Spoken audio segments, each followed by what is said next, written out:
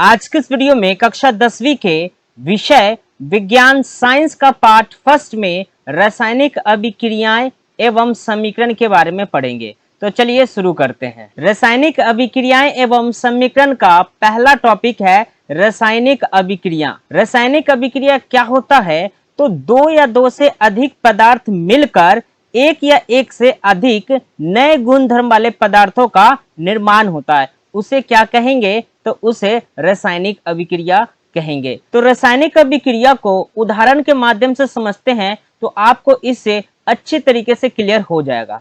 आप यहाँ देखेंगे कि हाइड्रोजन और ऑक्सीजन मिलकर जल का निर्माण कर रहे हैं। यहाँ पे आप ये देखेंगे कि ये हाइड्रोजन है और ये ऑक्सीजन है। जब ये आपस में मिलते हैं तो जल का निर्माण कर रहे हैं। किसका निर्माण कर रहे हैं? जल का निर्माण कर रहे हैं। तो जल का जो निर्माण हो रहा है, यह जल जो है ये एक नए गुणधर्म वाले पदार्थ है जो आग बुझाने के काम में आता है। और किसी भी रासायनिक अभिक्रिया को भौतिक विधियों द्वारा उलट नहीं किया जा सकता है। तो ये हाइड्रोजन क्या है? ये हाइड्रोजन आपके गैस है और ऑक्सीजन भी गैस है और जल क्या है? तो ये आपका लिक्विड है। तो जब ये हाइड्रोजन और ऑक्सीजन मिल गया तो ये जल का निर्माण हुआ। तो जल को जो है आप पुनः हाइड्रोजन और ऑक्सीजन में नहीं बदल सकते हैं। जब रासायनिक अभिक्रिया होता है तो उसमें क्या क्या शामिल होते हैं? देखिए, अवस्था में परिवर्तन। जब रासायनिक अभिक्रिया होता है तो उनका अवस्था में परिवर्तन हो जाता है। हाइड्रोजन गैस और ऑक्सीजन गैस, तो जब ये रासायनिक अभिक्रिया हुआ तो जल का निर्माण हुआ। तो जल क्या हो गया? ये लिक्विड हो गया। मतलब इनका अवस्था क्या था? पहले गैस था, अब ये लिक्विड में बदल गया। तो इसका अवस्था में भी परिवर्तन होता है। उसके बाद रंगों में परिवर्तन। तो जब रासायनिक अभिक्रिया से पहले रंग कुछ और होंगे और जैसे ही रासायनिक अभिक्रिया हो जाएगा तो उसके बाद जो है इनके रंग में भी परिवर्तन हो जाएगा। तापमान में परिवर्तन। जब दो या दो से अधिक पदार्थ आपस में मिलकर एक नए पदार्थ का निर्माण करते हैं तो उसमें आपके तापमान में भी परिवर्तन हो जाएंगे। रासायनिक अभिक्रिया से पहले का तापमान कुछ और है और रासायनिक अभिक्रिया होने के बाद का जो तापमान होगा वो ऊपर नीचे हो सकता है। गैस का उत्सर्जन। जब रासायनिक अभिक्रिया होगा तो उसमें गैस का भी उत्सर्जन होगा। गैस का उत्सर्जन का मतलब होता है गैस का निकलना। अगला टॉपिक है अभिकारक। तो अभिकारक किसे कहते हैं? तो ऐसे पदार्थ जो किसी रासायनिक अभिक्रिया में हिस्सा लेते हैं यानी भाग लेते हैं, उन्हें क्या कहेंगे? तो उन्हें अभिकारक कहते हैं। तो जब भी रासायनिक अभिक्रिया होता है तो जब रासायनिक अभिक्रिया होने के बाद एक नए पदार्थ का निर्माण होता है, एक नए गुणधर्म वाले पदार्थ का निर्माण होता है। तो जब रासायनिक अभिक्रिया में कोई ना कोई जो है उसमें हिस्सा लेगा, कोई ना कोई पदार्थ, तो जो पदार्थ हिस्सा लेते हैं उन्हें ही क्या कहेंगे? तो उन्हें ही हम अभिकारक कहते हैं। क्या कहते हैं? अभिकारक कहते हैं। आपको इतना ध्यान रखना है। उत्पाद। ऐसे पदार्थ जिनका निर्माण रासायनिक अभिक्रिया में होता है उन्हें उत्पाद कहते हैं। जब रासायनिक अभिक्रिया होता है और रासायनिक अभिक्रिया होने के बाद जो रिजल्ट मिलता है, जो नए गुणधर्म वाले पदार्थ बनते हैं, उन्हें हम क्या कहेंगे? तो उन्हें हम उत्पाद कहते हैं। उन्हें क्या कहते हैं? उत्पाद कहते हैं। उदाहरण के माध्यम से आप अभिकारक और उत्पाद को बहुत ही अच्छे तरीके से समझ पाएंगे। हाइड्रोजन और ऑक्सीजन मिलकर जल का निर्माण करते हैं। ये हाइड्रोजन है और ये ऑक्सीजन है। जब ये आपस में मिल जाते हैं तो किसका निर्माण होता है? तो ये जल का निर्माण होता है। तो यहाँ पे आप देखेंगे कि ये हाइड्रोजन और ऑक्सीजन क्या है? तो ये हाइड्रोजन और ऑक्सीजन जो है आपके अभिकारक है। हाइड्रोजन और ऑक्सीजन मिलकर जब अभिक्रिया करते हैं तो नए गुणधर्म वाले पदार्थ का निर्माण करते हैं। तो नए गुणधर्म वाले पदार्थ क्या है? तो जल है। जल जो है ये उत्पाद हुआ। रासायनिक अभिक्रिया के उदाहरण। अब रासायनिक अभिक्रिया के कुछ उदाहरण को देखिए और भी अच्छे तरीके से आप रासायनिक अभिक्रिया को समझ पाएंगे। तो दैनिक जीवन में होने वाली रासायनिक अभिक्रिया। पहला है भोजन का पाचन। तो भोजन का जो पाचन होता है यह भी रासायनिक अभिक्रिया के द्वारा ही होता है। सांसों का लेना रासायनिक अभिक्रिया के द्वारा ही होता है। लोहे पर जंग का लगना। तो लोहे पर जंग जो है ये बहुत ही धीरे धीरे लगता है। तो लोहे पर जंग का लगना जो है यह भी रासायनिक अभिक्रिया के कारण ही होता है। मैग्नीशियम फीते का जलना रासायनिक अभिक्रिया के कारण ही होता है। दही का बनना मतलब दूध से दही बन जाता है, तो दूध से दही कैसे बनता है, तो रासायनिक अभिक्रिया के कारण ही दूध से दही में बदल जाता है।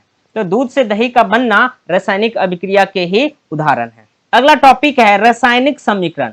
रासायनिक अभिक्रिया रासायनिक समीकरण द्वारा निरूपित की जाती है। रासायनिक समीकरण में तत्वों के प्रतीक, अभिकारक और उत्पादों के रासायनिक सूत्र उनकी भौतिक अवस्था के साथ लिखे जाते हैं। जब रासायनिक अभिक्रिया होता है तो आप यहाँ पे देखेंगे कि अभिकारक और उत्पाद, तो अभिकारक और उत्पाद को जो है हम रासायनिक सूत्र यानी कि प्रतीक द्वारा जो है इन्हें लिखना होता है, और हमें साथ ही साथ उनकी अवस्था को भी लिखना होता है। तो मैं आपको बताता हूं कि जैसे रासायनिक सूत्र क्या होता है, जैसे ऑक्सीजन, तो ऑक्सीजन को आपको O लिखना है। उसके बाद नाइट्रोजन है तो नाइट्रोजन को N लिखना है। यह जो है आपके रासायनिक सूत्र है। उसके बाद जैसे लोहा होता है तो लोहा को हम Fe लिखते हैं, तो यह जो है आपके रासायनिक सूत्र है। तो रासायनिक सूत्र को भी लिखना बेहद जरूरी होता है, और साथ ही साथ हमें उनकी अवस्था को भी लिखना बेहद जरूरी होता है कि वह उनकी अवस्था किसमें है, वो गैस अवस्था में है या फिर वो सॉलिड अवस्था में है या वो लिक्विड अवस्था में है। तो जिस भी अवस्था में होगा जो भी अभिकारक या उत्पाद, हमें उन्हें उसी अवस्था में लिखना होगा। उदाहरण के माध्यम से रासायनिक समीकरण को अच्छे से समझते हैं। मैग्नीशियम रिबन का वायु में दहन कर मैग्नीशियम ऑक्साइड बनाना। तो जो मैंने यहाँ पे रासायनिक समीकरण बताया, यह रासायनिक समीकरण जो है मैं आपको यहाँ पे जब समझाऊंगा तो आपको बहुत ही अच्छे तरीके से ये सारी चीजें क्लियर हो जाएगा जो मैंने यहाँ पे समझाया है। मैग्नीशियम और ऑक्सीजन क्या है, तो यह दोनों जो है अभिकारक है। मैग्नीशियम और ऑक्सीजन ये क्या है, अभिकारक है। मैग्नीशियम रिबन जो है वायु में दहन कर मैग्नीशियम ऑक्साइड बनता है, तो यह जो है यह उत्पाद है। तो मैग्नीशियम रिबन को जलाने के लिए ऑक्सीजन का होना बहुत जरूरी है। अगर ऑक्सीजन नहीं होगा तो फिर दहन पॉसिबल नहीं है। आप सभी को पता होगा कि आप सभी ने ट्राई किया होगा कि जब हम मोमबत्ती को, है ना, जब आप मोमबत्ती को फिर क्या करते हैं, एक ग्लास से बंद कर देते हैं, तो फिर ये कुछ देर बाद जो है मोमबत्ती क्या हो जाता है, ये बंद हो जाता है। क्या हो जाता है, बंद हो जाता है। अब बंद क्यों हो जाता है, क्योंकि जब आप जलती हुई मोमबत्ती को कांच के गिलास से जब उसे ढकोगे तो कुछ समय तक वो जलते रहेंगे और उसके बाद जो है मोमबत्ती बंद हो जाता है। वो ऐसा इसलिए होता है, जलती हुई मोमबत्ती जब कांच के गिलास से ढका हुआ होता है तो उसमें थोड़े बहुत एयर रहते हैं। जैसे ही एयर खत्म हो जाता है, जैसे ही ऑक्सीजन खत्म हो जाता है, तो मोमबत्ती जो है बंद हो जाता है। तो किसी भी चीज को जलाने के लिए, बर्न करने के लिए ऑक्सीजन का होना बेहद जरूरी है। बिना ऑक्सीजन का दहन पॉसिबल नहीं है। मैग्नीशियम, तो मैग्नीशियम का प्रतीक क्या होता है, तो मैग्नीशियम का प्रतीक Mg होता है, जैसे कि रासायनिक समीकरण में बताया गया था। अभिकारक और उत्पादों के प्रतीक को लिखना है, तो यहाँ पे अभिकारक क्या है, मैग्नीशियम है, और मैग्नीशियम का प्रतीक क्या है, तो Mg होता है प्लस। और ऑक्सीजन, तो ऑक्सीजन क्या है, यह भी अभिकारक है, तो ऑक्सीजन का प्रतीक क्या होता है, O2 होता है। मैग्नीशियम और ऑक्सीजन जब आपस में अभिक्रिया करेंगे, और ये एरो, उसके बाद एरो का चिन्ह बनाएंगे, ये एरो जो है ये समीकरण को दर्शाता है। तो मैग्नीशियम और ऑक्सीजन जब आपस में अभिक्रिया करेंगे तो नए उत्पाद का निर्माण होगा। तो वह नए उत्पाद क्या होगा, MgO होगा, यानी मैग्नीशियम ऑक्साइड होगा। तो ये आपने यहाँ पे देखा कि मैग्नीशियम ऑक्साइड बन गया, यानी कि उत्पाद क्या हुआ, मैग्नीशियम ऑक्साइड हुआ, यह उत्पाद हुआ। तो हमने उत्पाद को क्या किया, मैग्नीशियम ऑक्साइड को हमने यहाँ पे सूत्र उनके लिख लिए, जैसा कि यहाँ पे समीकरण में बताया गया था। तो आपने यहाँ पे देखा कि मैग्नीशियम और ऑक्सीजन क्या है, यह दोनों जो है अभिकारक है, और मैग्नीशियम ऑक्साइड क्या है, तो यह जो है उत्पाद है। लेकिन अभी जो है ये कंप्लीट समीकरण नहीं बना हुआ है, क्योंकि अभी हमने यहाँ पे इनके प्रतीकों को तो लिख लिया है, लेकिन हमने इनकी अवस्था को नहीं लिखा है। यह जो तत्व है ये किस अवस्था में है, तो अब हम इनकी अवस्था को लिख लेते हैं। मैग्नीशियम क्या है, तो मैग्नीशियम सॉलिड है। आप यहाँ पे Mg लिखेंगे। अब देखिए, तो यहाँ पे एक चीज आपको ध्यान रखना होगा, अगर तत्व जो है ठोस है, ठोस यानी कि सॉलिड, तो सॉलिड के लिए आपको S लिखना है, अगर तत्व लिक्विड यानी कि द्रव है तो उसके लिए L लिखना है, अगर जो तत्व गैस है तो उसके लिए G लिखना है, और तत्व एक्वेस यानी कि जलीय विलयन है तो उसके लिए AQ लिखना है। जलीय विलयन क्या होता है? जो जल में घुलनशील होते हैं उसे हम जलीय विलयन कहते हैं। मैग्नीशियम क्या है? तो मैग्नीशियम सॉलिड है, इसकी अवस्था जो है सॉलिड है, तो इसके लिए हम S लिख लेंगे।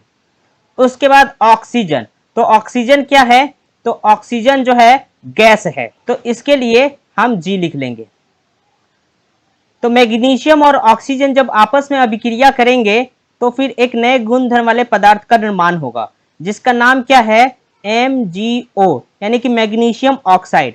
तो मैग्नीशियम ऑक्साइड का अवस्था क्या है? तो यह जो है सॉलिड है, तो इसको हम इस तरीके से लिख लेंगे S। अब जो है ये कंप्लीट समीकरण बन गया है, तो आपको इस तरीके से समीकरण को लिखना है। उम्मीद है कि ये सारी चीजें क्लियर हो रहा होगा। अगला टॉपिक है रासायनिक अभिक्रिया को संतुलित करना।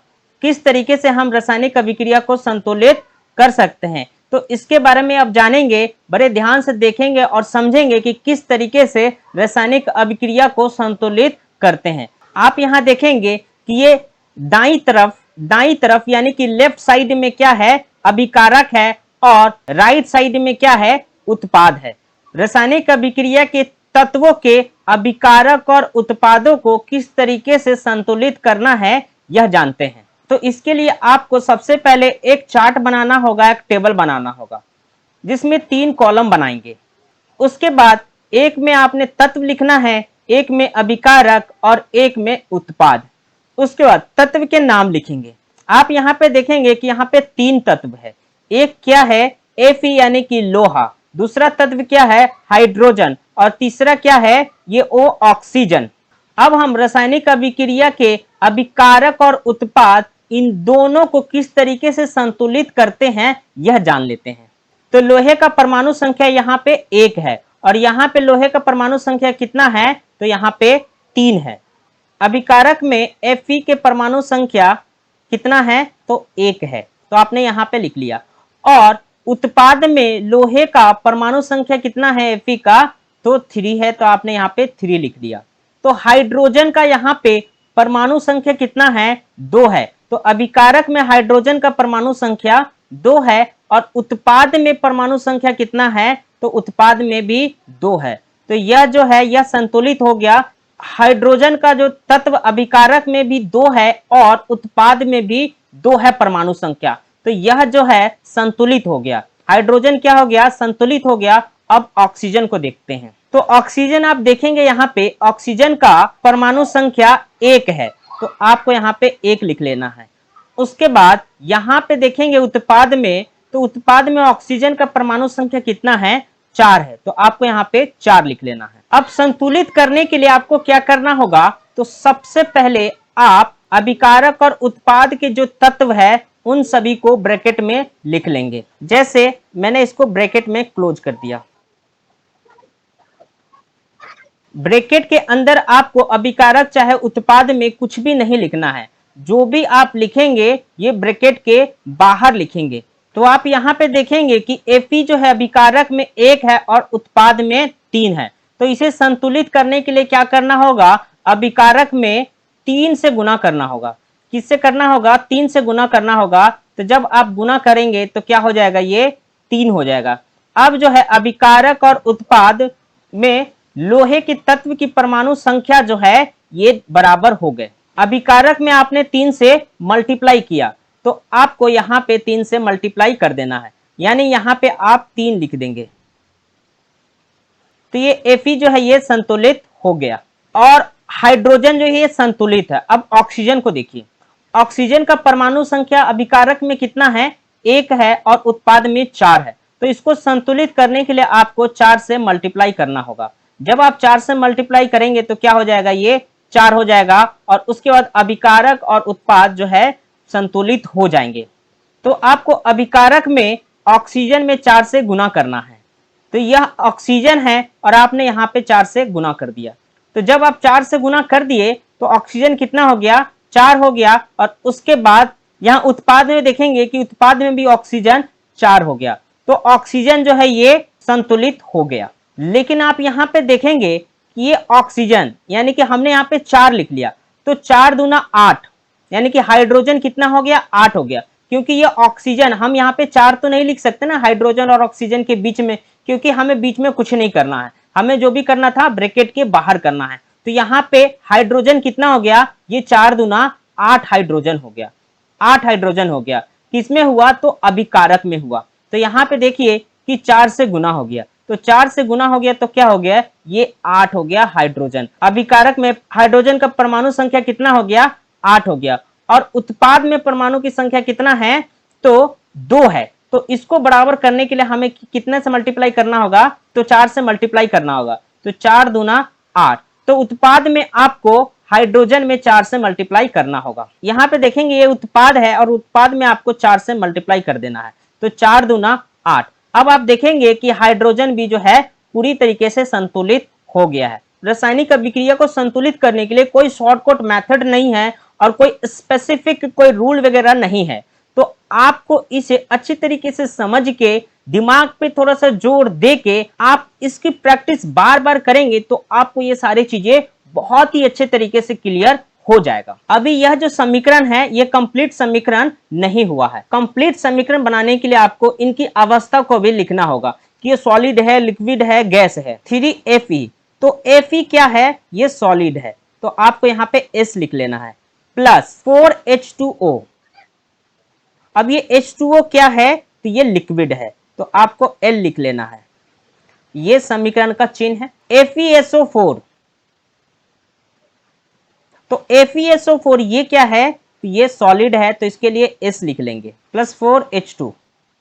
तो हाइड्रोजन क्या है, ये गैस है, तो इसके लिए G लिख लेंगे। अब ये कंप्लीट समीकरण बन गया है।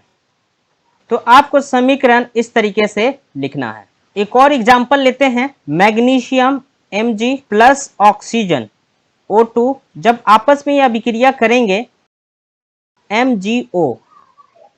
अब देखिए इसे किस तरीके से संतुलित करते हैं। मतलब मैग्नीशियम और ऑक्सीजन क्या है, ये अभिकारक है। अभिकारक में ऑक्सीजन की परमाणु संख्या कितना है, 2 है, और उत्पाद में ऑक्सीजन की परमाणु संख्या 1 है। तो आपको इसके लिए 2 से मल्टीप्लाई करना होगा, तो आप इसे 2 से मल्टीप्लाई कर दीजिए। तो जब 2 से मल्टीप्लाई कर देंगे तो यहाँ पे आप देखेंगे कि ये ऑक्सीजन जो है ये संतुलित हो गया, लेकिन मैग्नीशियम कितना है, तो मैग्नीशियम 2 है।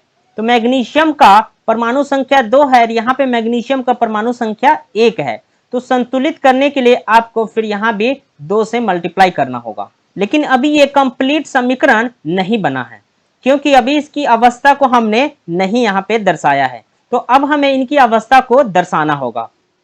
2Mg, मैग्नीशियम का अवस्था क्या है, तो ये सॉलिड है, यानी कि ठोस अवस्था है। ऑक्सीजन की अवस्था क्या है, तो ऑक्सीजन की जो अवस्था है ये गैस है, तो इसके लिए हम G लिख लेंगे। 2MgO यानी कि मैग्नीशियम ऑक्साइड। तो मैग्नीशियम ऑक्साइड क्या है, तो मैग्नीशियम ऑक्साइड जो है सॉलिड है, इसके लिए S लिख लेंगे। अब जो ये समीकरण जो है कंप्लीट हो गया है, तो आप इस तरीके से समीकरण को लिखेंगे, उनकी अवस्था को भी दर्शाएंगे कि सॉलिड में है, लिक्विड में है या गैस में है। और अभिकारक और उत्पाद जो है यहाँ पे आप देखेंगे तो पूरी तरीके से संतुलित हो गया है। और जितना ज्यादा आप प्रैक्टिस करेंगे उतना ही अच्छे से आप इसे समझते चले जाएंगे। अगर आपने प्रैक्टिस नहीं किया तो आपको ये समझ नहीं आएगा। तो मैं उम्मीद करूंगा कि आप इसे ज्यादा से ज्यादा प्रैक्टिस करें ताकि आप अच्छे तरीके से समझ पाए। इससे पहले हम पढ़े थे कि रासायनिक अभिक्रिया को संतुलित कैसे करें, रासायनिक समीकरण को संतुलित करना क्यों आवश्यक है। तो रासायनिक समीकरण को संतुलित करना एकमात्र द्रव्यमान संरक्षण का नियम से ही रासायनिक समीकरण को संतुलित करा जा सकता है। अब जानते हैं कि द्रव्यमान संरक्षण का नियम क्या होता है। किसी भी रासायनिक अभिक्रिया में द्रव्यमान का ना तो निर्माण होता है और ना ही विनाश होता है।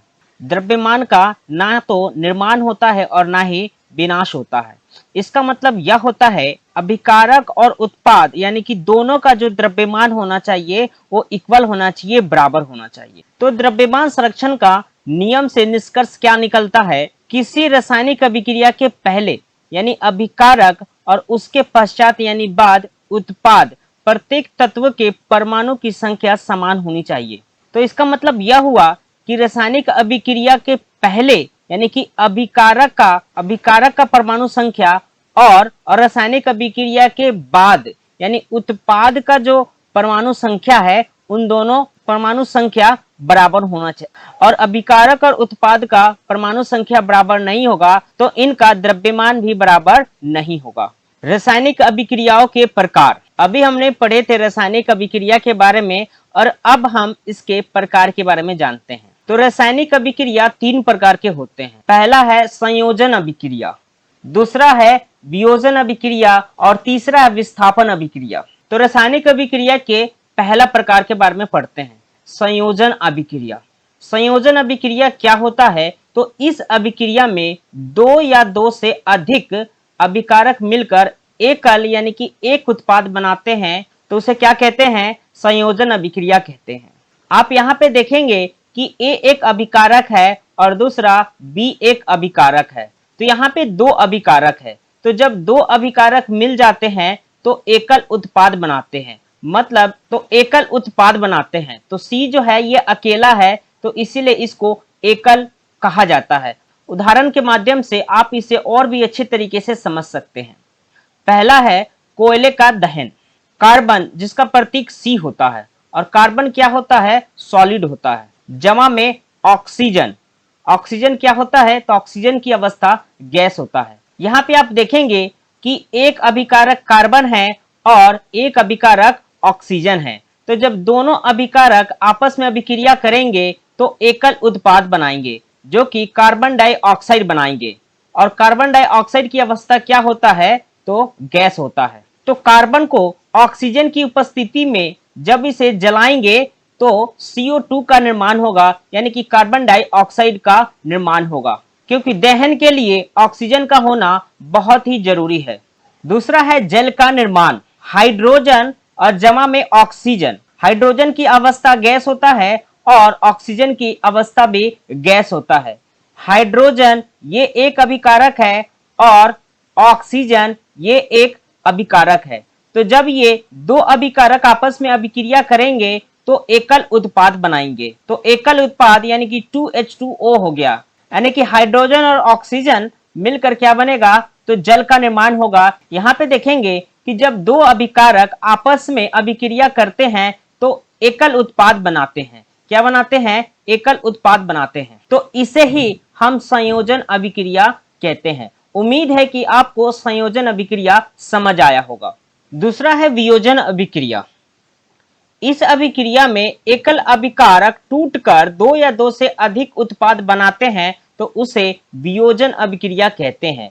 तो यहाँ पे संयोजन अभिक्रिया का जस्ट उल्टा है वियोजन अभिक्रिया। आप यहाँ पे देखेंगे कि A एक अभिकारक है, तो जब A अभिकारक को हीट यानी कि उष्मा दिया जाता है, ये 2 उत्पाद में टूट जाता है।